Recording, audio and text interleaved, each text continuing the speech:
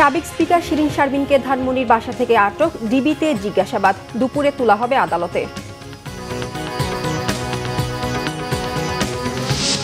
আজ ভারত যাচ্ছেন পররাষ্ট্রমন্ত্রী খলিলুর রহমান, বৈঠক করবেন অজিত দোভাল ও জয়শঙ্করের সাথে, সম্পর্ক জোরদারের আশাবাদ।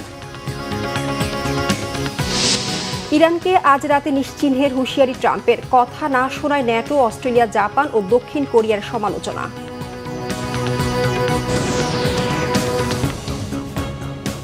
দেখছিলেন ক্রাউন সিমেন্ট সংবাদ শিরোনাম, এবার বিস্তারিত।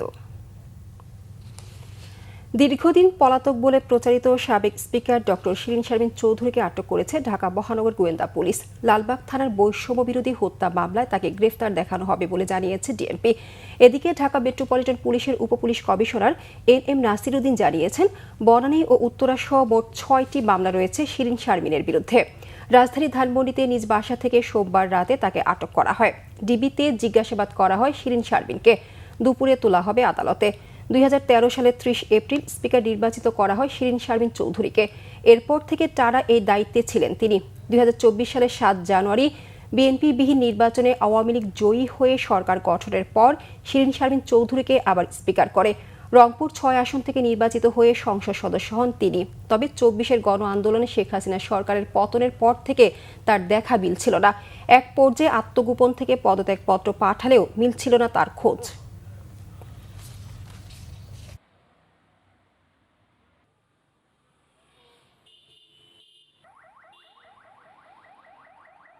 আজ ভোররাতে সাবেক স্পিকার ডক্টর শিরিন শারমিন চৌধুরী ওনাকে গ্রেপ্তার করা হয়েছে।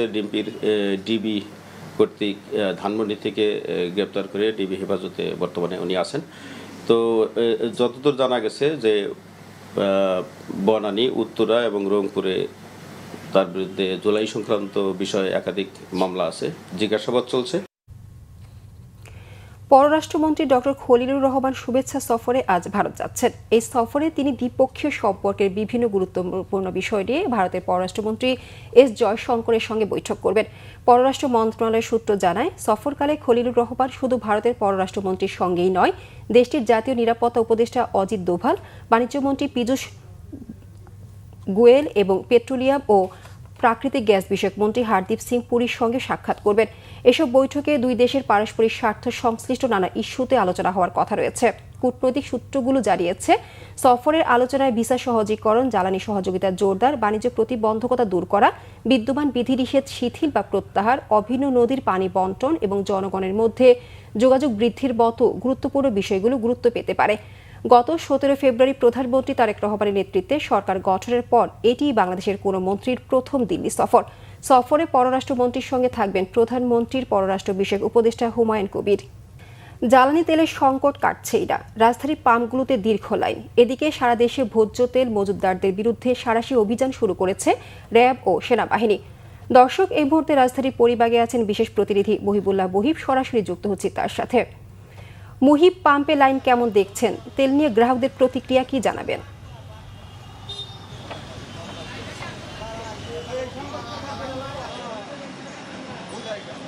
আসলে পাম্পের লাইনের কথা যদি আমি বলি, আমি যেই পাম্পটিতে রয়েছি এই মুহূর্তে মেঘনা পাম্প, যেটি পরিবাগে অবস্থিত। এই পাম্পের যে তেল নিতে আসা মানুষের সারি, আসলে এটি দুই চোখে অনুমান করা সম্ভব নয়। অর্থাৎ এটির পরিবাগ ঘুরে, শাহবাগ ঘুরে এসে এই দীর্ঘ লাইন এসে মিলেছে এই পরিবাগের এই পাম্পে। আমরা দু একজনের সঙ্গে কথা বলেছি, ভোর 5টায় যারা মূলত এখানে লাইনে দাঁড়িয়েছিলেন তারা মাত্র পাম্পে তেল নেয়ার সুযোগ পাচ্ছেন। অর্থাৎ 6 থেকে 7 ঘন্টা তাদেরকে অপেক্ষা করতে হয়েছে এই তেল নেয়ার জন্য। যদিও সরকারের পক্ষ থেকে বারবার বলা হচ্ছে যে তেলের কোনো সংকট নেই, জ্বালানির সংকট নেই, কিন্তু মানুষের মধ্যে কিন্তু প্যানিক বাইং যেটিকে বলে সেটি কিন্তু রয়েছে। অর্থাৎ তেল শেষ হয়ে যেতে পারে, তেলের দাম বেড়ে যেতে পারে, এরকম একটি আশঙ্কা, এরকম একটি শঙ্কা তাদের রয়েছে। এবং সেই শঙ্কার জায়গা থেকেই কিন্তু এই দীর্ঘ লাইন। এবং অনেকেই দেখেছি যে যাদের পর্যাপ্ত তেল তাদের টাঙ্কিতে রয়েছে, তারপরেও অনেকে তেলের লাইনে দাঁড়িয়েছেন, তেল যাতে কোনোভাবে তারা মিস করতে চান না।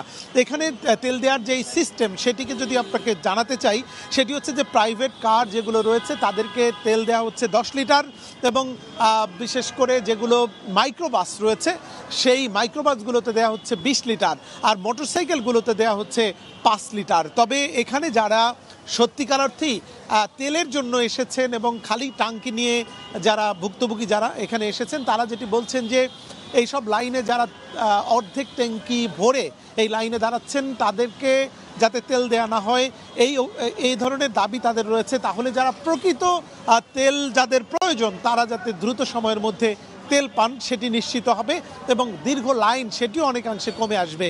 একই সঙ্গে তারা যেটি বলছেন যে এখানে কিছু কড়াকড়ি আরোপ করা গেলে, বিশেষ করে যাদের গাড়ির কাগজপত্র আছে কি নেই সেটি যাচাই বাছাই শেষে যদি এই তেলটা সরবরাহ করা হয়, তাহলেও অনেকাংশে এই তেলের দীর্ঘ লাইন কিন্তু কমে আসতে পারে।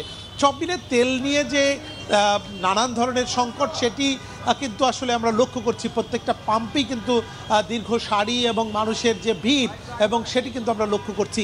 এই সংকট কখন কাটবে, কিভাবে কেটে উঠবে সেটি কিন্তু আসলে কারো পক্ষেই এই প্রশ্নের উত্তর দেওয়া সম্ভব হচ্ছে না। তো এই ছিল রেখা আমার কাছে পরিবাগের পেট্রোল পাম্পের সার্বিক পরিস্থিতির তথ্য। মুহিব, আপনাকে ধন্যবাদ। দর্শক, পরিবার থেকে আমাদের সাথে সরাসরি সংযুক্ত ছিলেন সহকর্মী মুহিবুল্লাহ মুহিব। চলে যাচ্ছে পরের সংবাদে। আন্তর্জাতিক প্রসঙ্গ। ইরানকে এক রাতের মধ্যে নিশ্চিহ্ন করে দেওয়ার হুঁশিয়ারি দিয়েছেন মার্কিন প্রেসিডেন্ট ডোনাল্ড ট্রাম্প। সোমবার হোয়াইট হাউসে দেয়া এক সংবাদ সম্মেলনে এই কড়া হুঁশিয়ারি দেন তিনি। মার্কিন প্রেসিডেন্ট বলেন, যুদ্ধের সমাপ্তি টানতে ইরানকে এখনই চুক্তি করতে হবে, এমনকি বিনা শর্তে খুলে দিতে হবে হরমুজ প্রণালী, অন্যথায় আগামী কয়েক ঘন্টার মধ্যে ইরানের বিদ্যুৎ কেন্দ্র ও সেতুগুলো সম্পূর্ণ ধ্বংস করে দেওয়া হবে।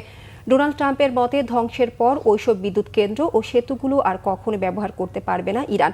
সবকিছু ধ্বংসস্তূপে পরিণত করতে 4 ঘন্টার বেশি সময় লাগবে না বলেও জানান তিনি।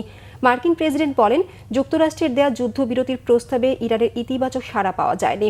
যুক্তরাষ্ট্রকে সহযোগিতা না করায় ন্যাটো, অস্ট্রেলিয়া, জাপান ও দক্ষিণ কোরিয়ার সমালোচনা করেছেন প্রেসিডেন্ট ট্রাম্প।